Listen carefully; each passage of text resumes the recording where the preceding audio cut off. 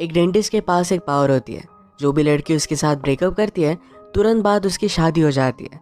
इस वजह से सारी लड़कियां उसके पीछे दीवानी हो गई थी। प्रॉब्लम तब आती है जब इस डेंटिस्ट को प्यार हुआ। अब आगे क्या होगा ये हम आज के हमारी मूवी गुड लक चक ये 2007 की एक हॉलीवुड रोमांटिक मूवी में देखेंगे। अगर आपको वीडियो अच्छा लगता है तो प्लीज़ इसे लाइक और कमेंट ज़रूर कर दीजिएगा। तो बिना किसी देरी के एक्सप्लेनेशन स्टार्ट करते हैं। मूवी स्टार्ट होती है और हम हमारे मेन कैरेक्टर चार्ली का बचपन देख सकते हैं। बचपन में उसके सारे फ्रेंड्स मिलकर बॉटल घुमाने का गेम खेल रहे थे। ये बॉटल जिनकी तरफ भी पॉइंट करती है उन्हें क्लॉजेट में जाकर 5 मिनट बिताने होते थे। चार्ली एक लड़की को लाइक करता था, उसी के साथ उसे वहाँ पर जाना था, पर जब वो बॉटल घूमना बंद करती है तब किसी और ही लड़की पर ही रुकी। वो लड़की बहुत ही डेंजरस थी पर वो चार्ली को लाइक करती थी। क्लॉजेट में जाने के बाद उसके साथ वो इंटीमेट होना चाहती थी। बेचारा चार्ली उससे बहुत डर गया और वो बाहर आ जाता है। इस बात से वो लड़की बहुत ही ज़्यादा गुस्सा हो जाती है। कहती है कभी भी तुम्हारी रिलेशनशिप टिकेगी नहीं। कोई भी लड़की जब तुम्हें छोड़ देगी उसके तुरंत बाद उसका सोलमेट उसे मिल जाएगा। इसके बाद हम देखते हैं कि चार्ली बड़ा हो चुका है। बीच पर एक लड़की के साथ वो इंटीमेट हो रहा था। उस लड़की ने उसे आई लव यू कहा पर चार्ली उसे कह नहीं पाता। इस बात पर वो बहुत ही ज़्यादा गुस्सा हो गई और वहाँ से वो चली जाती है। इसके बारे में अपने फ्रेंड्स टू से बात करता है। उसने कहा कि मैं उसे प्यार नहीं करता था, मुझे कुछ भी फील नहीं होता, तो मैं बात कैसे कह सकता हूँ। इस आई लव यू के चक्कर में वो भी मेरी लाइफ से चली गई। स्टू ने उसे कहा रिलेशनशिप में लोग हमेशा झूठ कहते रहते हैं, तुम्हें भी उसे बोल देना चाहिए था। ये दोनों फ्रेंड्स डॉक्टर थे। चार्ली एक डेंटिस्ट था तो स्टू एक ब्रेस्ट इम्प्लांट का डॉक्टर था। स्टू के पेशेंट हमेशा बहुत ही ब्यूटीफुल होते हैं और चार्ली के पास जनरली बूढ़े लोग ही आते हैं। ये बात आगे चेंज होने वाली थी। एक दिन चार्ली की एक ओल्ड गर्लफ्रेंड की शादी थी। इन दोनों को इनवाइट किया गया था। ब्राइड ने चार्ली के लिए टोस्ट किया कि तुम्हारी वजह से मेरी शादी होगी, तुम एक लकी चार्म हो। जैसे बचपन में उस लड़की ने चार्ली को शाप दिया था कि तुमसे ब्रेकअप करने के बाद उस लड़की को उसका सोलमेट मिलेगा, यही इस ब्राइड के साथ भी हुआ है। चार्ली को ये बात बहुत ही अजीब लगती है। इस वेडिंग में एक बहुत ही ब्यूटीफुल सी लड़की आई जिसका नाम था कैम। वो आकर चार्ली के पास बैठती है। ये तुरंत एक दूसरे से बहुत ही अच्छे से बात करने लग गए। चार्ली ने उससे पूछा कि तुम करती क्या हो। कैम ने कहा कि पेंगुइन्स का ख्याल रखती हूँ। चार्ली इस पर बहुत हंसा, उसे बात सीरियस नहीं लगती। तो कैम ने कहा कि मैं एक सीरियल किलर हूँ। चार्ली भी अपना प्रोफेशन उटपटांग तरीके से बताता है। बाद में जब कैम को पता चला कि चार्ली डेंटिस्ट है तो कहती कि मैं तुम्हारे पास आ सकती हूँ। मीटिंग के बाद जब वो जा रही थी तो कैम से एक कैंडल चार्ली के पैन पर गिर जाती है। ये बहुत ही अजीब लग रहा था। इस तरीके के एक्सीडेंट हमेशा कैम के साथ होते रहते हैं। अगले दिन चार्ली जब अपने काम पर आया तो बहुत सारी लड़कियां उसका वेट कर रही थी। उसकी सेक्रेटरी ने एक डेटिंग वेबसाइट पर एक आर्टिकल देखा जो चार्ली के बारे में था। इसमें लिखा था कि चार्ली को डेट करने के बाद नेक्स्ट डेट में ही आपको आपका हस्बैंड मिल जाएगा। ये सारी लड़कियां अपने हस्बैंड को पाने के लिए चार्ली को डेट करने के लिए रेडी थी। चार्ली समझ नहीं पाता कि हो क्या रहा है, पर उसकी रिसेंटली जो गर्लफ्रेंड थी ये अब वेडिंग ड्रेस ट्राई कर रही थी। उसकी जल्दी शादी है। वो चार्ली से कहकर जाती है तुम एक्चुअल में एक लकी चार्म हो। घर पर आने के बाद भी उसे बहुत सारी लड़कियों के मैसेज आए हुए थे। इसके बाद हम कैम को काम पर देखते हैं जहाँ वो पेंगुइन्स का ख्याल रखती थी। उसका ब्रदर भी उसके साथ काम करता है जो हमेशा नशे में होता है। तो कैम इस बात पर गुस्सा हो जाती है। इन दोनों में थोड़ी सी फाइट हुई और कैम के ब्रदर ने उसे एक मछली मार कर फेंकी। इस वजह से नीचे गिर जाती है। उस वजह से उसका टूथ क्लिप हो गया था। आज रात चार्ली एक लड़की के साथ डेट पर आया हुआ था। वो डायरेक्टली उसके साथ इंटीमेट होने लगती है। उसे भी लग रहा था कि उसे इसके बाद उसका सोलमेट मिल जाएगा। चार्ली कहता है कि मुझे नहीं लगता कि ऐसा कुछ भी होने वाला है। इन सब बातों पर वो बिलीव नहीं करता।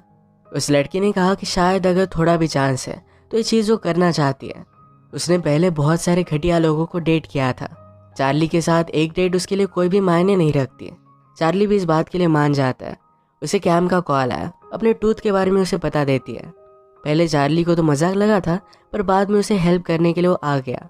चार्ली सरप्राइज था कि कैम एक्चुअल में पेंगुइन के पास काम करती है। कैम उनके लिए बहुत ही पैशनेट थी। चार्ली ने भी डेंटल हेल्थ अवेयरनेस के लिए छोटे बच्चों का कैम्प लिया था। ये बात कैम को बहुत ही अच्छी लगती है। जाते जाते कैम ने चार्ली का ट्रे नीचे गिरा दिया और इसकी नाइव्स डायरेक्टली चार्ली की पीठ में घुस गई।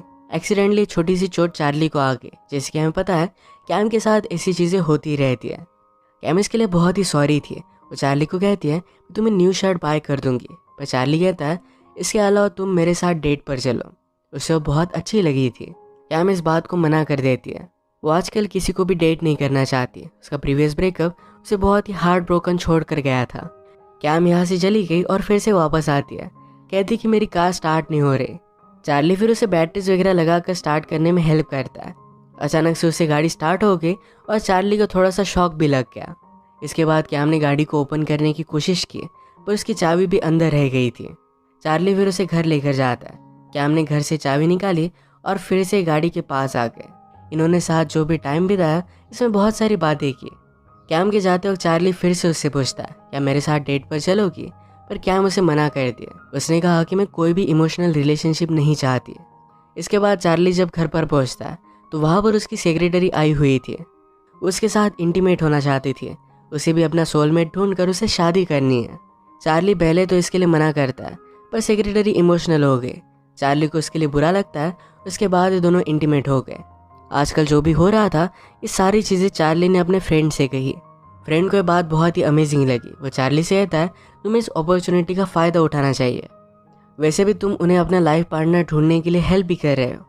चार्ली भी इस पर सोचता है और ये पब्लिक सर्विस करने के लिए रेडी था। इसके बाद अलग अलग शॉट्स में हम उसे बहुत सारी लड़कियों के साथ देखते हैं। थोड़े दिनों बाद चार्ली ने रियलाइज़ किया कि कोई भी लड़की उसे एक्चुअल में नहीं चाहती। वो अब एक सीरियस रिलेशनशिप चाहता था। उसे अब भी कैम की याद आती थी, तो डायरेक्टली उसे मिलने के लिए वो पहुंच गया। वो उसे कहता है कि मुझे तुम्हारी बात अच्छी नहीं लगी, इमोशनली तुम अवेलेबल नहीं हो, ये कोई भी रीज़न नहीं है। ये जब बात कर रहे थे तो कैम का ब्रदर भी आ गया। वो कैम से पूछता है, क्या ये वही लड़का है? मतलब चार्ली के बारे में कैम ने बात की थी। ये सुनकर चार्ली को बहुत अच्छा लगा। चार्ली उसे बहुत ही इंसिस्ट कर रहा था। कैम उसे पूछती है कि आखिर तुम मुझे डेट पर क्यों लेकर जाना चाहते हो? चार्ली कहता है, मुझे तुम उन पेंगुइन्स की तरह लगती हो। बाहर तो ठीक ठाक लगते हैं, पर पानी के अंदर जाने के बाद वो बहुत ही ब्यूटीफुल होते हैं। कैम को बात अच्छी लगी तो उसके साथ डेट पर आने के लिए मान जाती है। कैम ने चार्ली को एक बुक दिखाई जिसके ऑथर को बहुत पसंद करती थी। वो थोड़े मंथ्स में उसे मिलने के लिए जाने वाली है। इसके बाद चार्ली कैम को एक बहुत ही ब्यूटीफुल सी डेट पर लेकर आया था। चार्ली पूछता है कि तुम्हें पेंगुइन इतने अच्छे क्यों लगते हैं? कैम कहती है, उनके रिचुअल बहुत ही ब्यूटीफुल होते हैं। अगर मेल पेंगुइन को एक फीमेल पेंगुइन अच्छी लगती है तो पूरा शोर ढूंढकर उसके लिए एक परफेक्ट पेबल वो लेकर आता है। चार्ली को भी बात अच्छी लगी। अचानक से चलते चलते फिर से कैम नीचे गिर गई। जहाँ पर चोट आई थी वहाँ पर चार्ली उसे किस करता है। उसके बाद उन्होंने किस किया। इसके बाद ये दोनों मिलने लग गए थे। एक दिन चार्ली ने कैम को बैंडेज का गिफ्ट दिया। इस पर वो बहुत हंसती है। एक रात डेट के बाद ये कैम के घर पर आए। ये दोनों आज रात इंटीमेट होने वाले थे। अचानक से चार्ली को अपने फ्रेंड का कॉल आ जाता है। उसके फ्रेंड ने कहा कि तुम्हारी जो थ्योरी है इसके बारे में मैंने सोचा और कुछ रिसर्च की। सचमुच में तुम जिस भी लड़की के साथ थे, तुम्हारे तुरंत बाद उसे उसका सोलमेट मिल गया। इस बात से चार्ली डिस्टर्ब हो जाता है। उसे लगता है कि अगर आज रात उसने कैम के साथ बिताए तो उसे और कोई मिल जाएगा। चार्ली ने फिर एक बहाना बनाया और वहाँ से वो भाग जाता है। कैम के साथ वो आगे बढ़ पाए। इससे पहले अपनी थ्योरी उसे टेस्ट करनी थी। उसने एक लड़की को नोटिस किया जिसे देखकर सबको लगता था कि इसकी शादी कभी भी नहीं होगी। चार्ली बहुत डर डर कर ही उस लड़की के पास गया। उसे डेट के लिए पूछता है। वो लड़की उसे ज़्यादा सीरियसली लेती नहीं, तो चार्ली ने उसे डेट पर आने के लिए पे किया। ये दोनों डेट पर आए और इंटीमेट हो गए।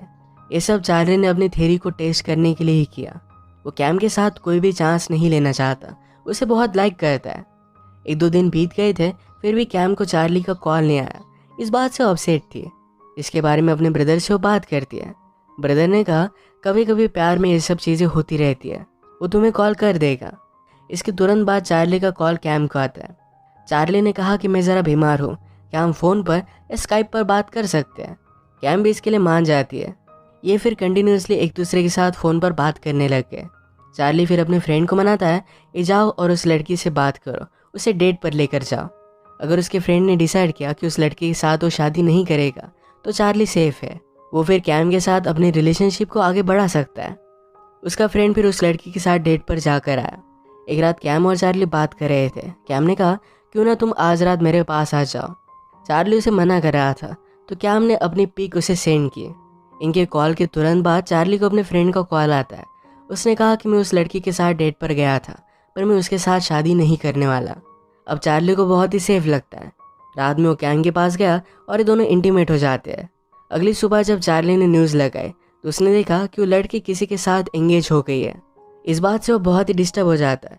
उसने स्टू को कॉल लगा कर कहा कि क्या तुम उसके साथ सचमुच में डेट पर गए थे? स्टू ने कहा कि ऑफकोर्स मैं नहीं गया था, तुम्हारे लिए मैं मेरी पूरी लाइफ बर्बाद नहीं कर सकता। चार्ली बेचारा बहुत ही डर जाता है कि शायद अब कैम को खो देगा।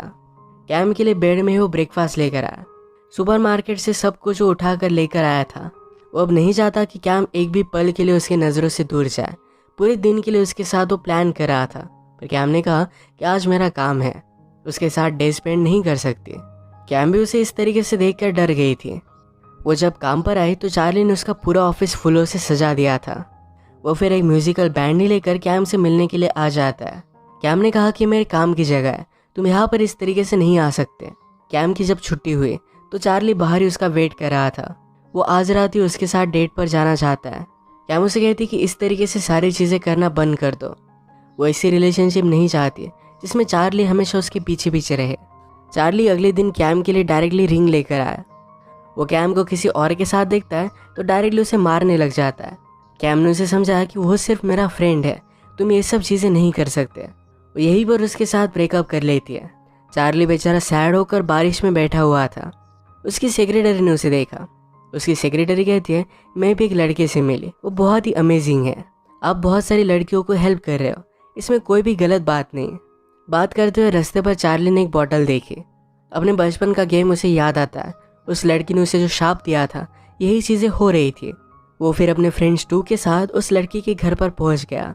उसने उसे बहुत रिक्वेस्ट की, कहा कि तुमने जो भी किया था प्लीज़ उस कर्ज को वापस ले लो। वो लड़की उसे समझाती है कि इस तरीके से कुछ भी नहीं होता, अगर तुम उस लड़की से प्यार करते हो तो सब कुछ ठीक हो जाएगा। चार्ली कहता है कि मैंने सब कुछ चीज़ें गड़बड़ कर दी है, अब मैं उसे फिर से नहीं पा सकता। उसकी फ्रेंड ने कहा तो फिर तुम्हें उसे जाने देना चाहिए, उसकी खुशी में ही तुम्हारी खुशी होगी। आगे सही एक्शन लेने का चार्ली डिसाइड करता है और वहाँ से वो चला गया। कैम हमेशा पेंगुइन्स के बुक के ऑथर को मिलना चाहती थी, तो चार्ली ने कैम के लिए उसे कॉल किया। उस बुक के ऑथर को और कैम को मिलवा देता है। वो उसकी खुशी में ही खुश था। कुछ दिनों के बाद उसका फ्रेंड अचानक से उसके घर पर आया। वो उसे कहता है कैम सिटी छोड़कर अंटार्कटिका जा रही है।